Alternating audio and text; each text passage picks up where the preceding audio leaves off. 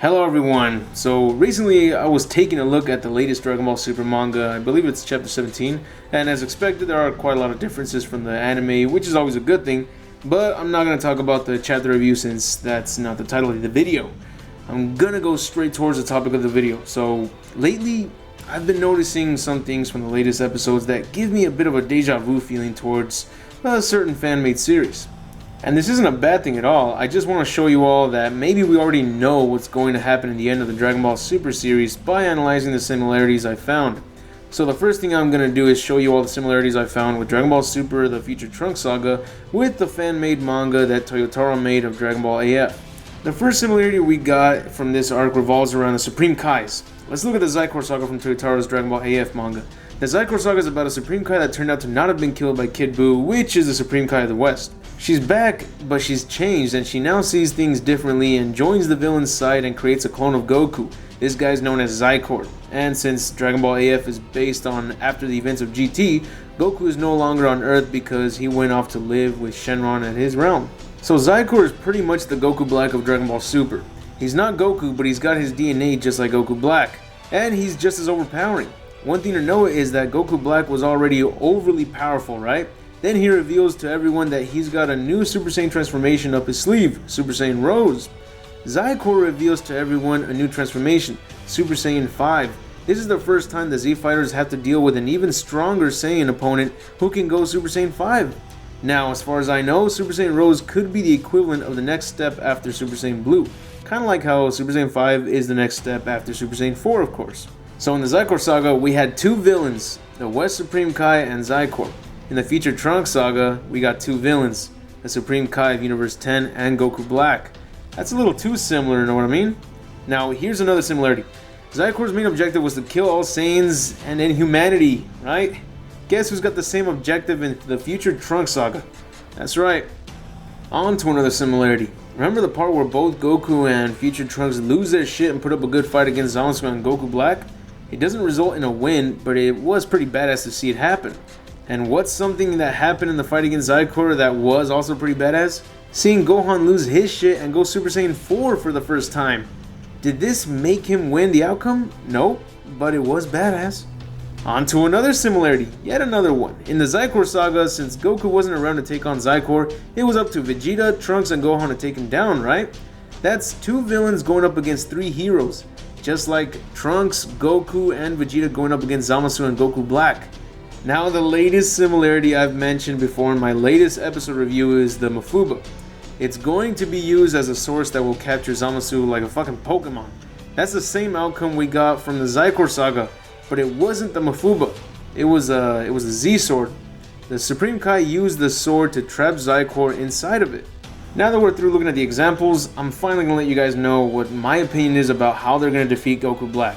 So far, there are no spoilers letting us know how Zamasu and Goku Black will be defeated, but my guess is that since they did manage to capture Xicor in the Z-Sword, I'm pretty sure that's the way Zamasu will be taken down with the Mafuba.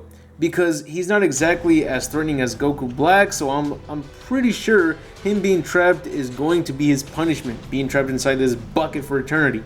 What about Goku Black? Well, spoilers in case this turns out to be the true outcome of how Goku Black is defeated. In the Xicor Saga, the Supreme Kai killed the West Supreme Kai by using a self-destruct ability, kinda like Chaozu and Majin Vegeta. I don't know who's going to go self-destruct, but I'm guessing that maybe Goku, Vegeta, or Trunks are going to sacrifice themselves to kill Goku Black. Maybe Vegeta will use his self-destruct ability to take him down.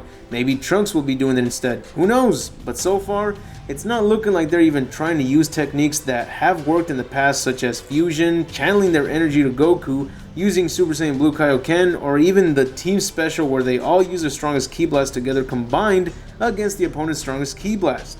None of these have been used, which is sad to say because how can we say that these are the strongest villains of all time when Goku, Vegeta, and Trunks haven't tried shit? They've only been using their combat skills, that's it. When has this ever worked against the main threat? Never. It's worked against minions like the Ginyu Force, but never against the main threat. They always have to either combine their power together to create one powerful as attack, or Goku exceeds his limits with the Kaioken, but again, none of these have been used. So I can't really say that these guys are the most threatening villains so far. You wanna know why Broly is one of my favorite villains? Because Goku and the Z Fighters tried everything they could to defeat him. At one point, Goku even tried the Kamehameha right at Broly's face at point blank, just like he did against Cell, which he managed to destroy half of his upper body, but here, it didn't even leave him a scratch. That's what made Broly one scary ass opponent, in my opinion. But so far, the only abilities that have been used is the Masenko by Future Trunks, which is not the strongest technique out there. I think it was Gohan's very first special ki blast of his own. Vegeta has used the Final Flash, but I don't remember him using it on Zamasu or Goku, well, Goku Black. I think he used it to save Goku and Trunks from an attack by Zamasu and Goku Black. So anyways, as you can see, a lot of things that are happening in the Future Trunks Saga happen in the Xicor Saga. Different characters, but same results. One of the coolest things that I saw from the Xicor Saga was seeing Tapion training at the Supreme Kai planet. He was being trained by the Supreme Kai. And what did we just see in Future Trunks' flashback in the manga version? Trunks being trained by the Supreme Kai in the Supreme Kai planet as well. Sadly, I think this does prove that our boy Toriyama has officially ran out of ideas. But hey, how can we blame him? He said the Namek Saga was supposed to be the end of the series. We're lucky that he even gave us the Cell Saga, the Buu Saga, Battle of Gods, Resurrection of Frieza, and the Dragon Ball Super series. It sucks to know this, but also, now that I think about it, maybe Dragon Ball GT was destined to disappoint. Maybe it wouldn't have mattered if Toriyama worked on GT with Toei Animation.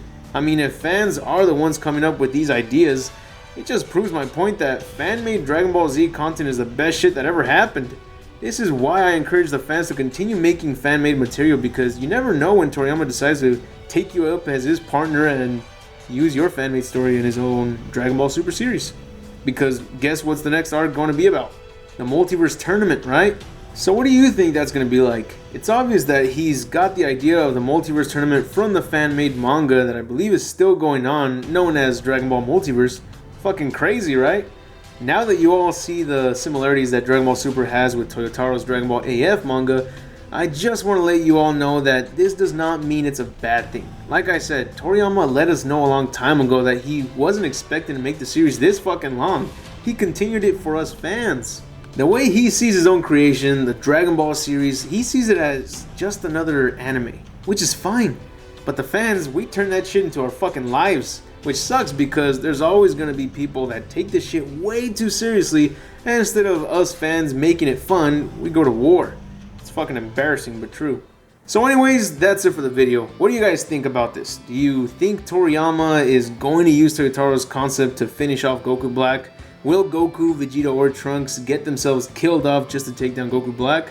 I hope not, because if these villains get defeated the same way Xicor and the West Supreme Kai got defeated, this is really going to disappoint. I still look forward to the outcome of the Future Trunks Saga, and I really hope we get a major surprise by the end of the saga. Let me know in the comments if you agree or disagree, or let me know how you think they'll be defeated. As for now, I'll see you all tomorrow, and remember to have an awesome day.